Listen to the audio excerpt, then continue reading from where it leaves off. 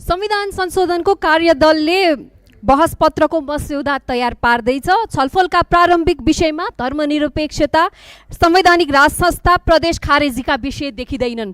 जनताका सुझावहरू मागिएका छन्। हामी पनि त्यो कार्यदलमा छौँ। हामीले दिएका सुझावहरू अहिले प्रारम्भिक सूचीमा देखिएका छैनन्। म सरकार र यो दललाई सोध्न चाहन्छु, तपाईहरूको जनताको क्याटेगोरीमा यो देश चाहिँ वैदिक हिन्दू बौद्ध सहितको सनातन हिन्दू राष्ट्र हुनुपर्छ भन्ने आम नागरिकहरू जनता हुन् कि होइनन्?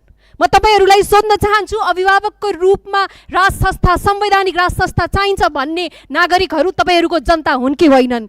र प्रदेश सरकार बुझिलो भयो, आर्थिक रूपमा बुझिलो भयो, यसलाई पुनरावलोकन गर्नुपर्छ भन्ने नेपाली नागरिकहरू तपाईहरूको लागि जनता हुन् कि होइनन्? एकपटकको नेपाली सधैँको नेपाली हुनुपर्छ भन्ने मान्यता बोक्ने नागरिकहरू नेपाली जनता हुन् कि होइनन्? जनताको सुझाव त पहिला पनि लिएको थियो सभामुख महोदय। त्यति बेला ती विचारहरूलाई जुट र प्लास्टिकका बोरामा थन्काइएको थियो। यसपटक डिजिटल बोरामा थन्काउने हो कि भनेर हामी त्यसलाई नजदिकबाट निहालिराखेको छौँ। त्यति पनि बेला पनि जनतालाई भनिएको थियो शासन व्यवस्था, राज्य संरचना जस्ता केही विषय उत्कृष्ट छन्, बाँकी कुरा समयअनुसार संशोधन गरौँला भनेको थियो। यसपटक हामी यो बाँकीको सम्झौता गर्ने छैनौँ सभामुख महोदय।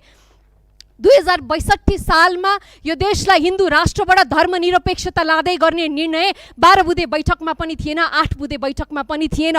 तर पनि नेपाललाई शिखर बैठकमा पनि नभएको कुरालाई नेपाललाई धर्मनिरपेक्ष राष्ट्र बनाउने जनादेश नहुँदा हुँदै पनि धर्मनिरपेक्ष राष्ट्र बनाइयो।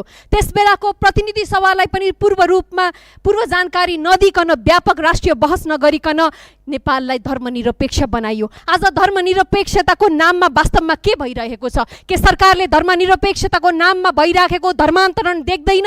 के पश्चिमाहरूको प्रभावमा हिजो शून्यको सङ्ख्यामा रहेका इसाईहरूले आज यो देशमा गरिबी र पछौटेपनको फाइदा उठाएर जुन किसिमले धर्मान्तरण गराइराखेको छ, के त्यो दृश्य यो सरकारले देखेको छैन? त्यसकारण पनि हामीले यो बहसमा यो मुद्दाहरू आउनुपर्छ भनेर भनिराखेको छौँ सभामुख महोदय। म यहाँलाई आग्रह गर्न चाहन्छु, राज संस्था मान्नेहरू पनि नेपाली नागरिक नै हुन्। राजा चाहिन्छ कि चाहिँदैन होइन, राज संस्थाको दार्शनिक, ऐतिहासिक र सभ्यतागत आधारबारे इन्स्टिट्युसनल लेभलमा पर्याप्त डिस्कोर्स हुनु आवश्यक छ। सभामुख महोदय, यसपटक पनि म सरकारलाई स्पष्ट रूपमा सचेत गराउन चाहन्छु, यदि संविधान संशोधनको अन्तिम मसौदासम्म यी विषयहरूलाई गम्भीर रूपमा समेटिएन भने देशभरिका सनातन धर्म मान्ने नागरिकहरू, राष्ट्र पहिचानको रक्षामा उभिने शक्तिहरू, राज संस्था चाहनेहरूले अन्तिम र निर्णायक लडाइँ लड्नुपर्नेछ।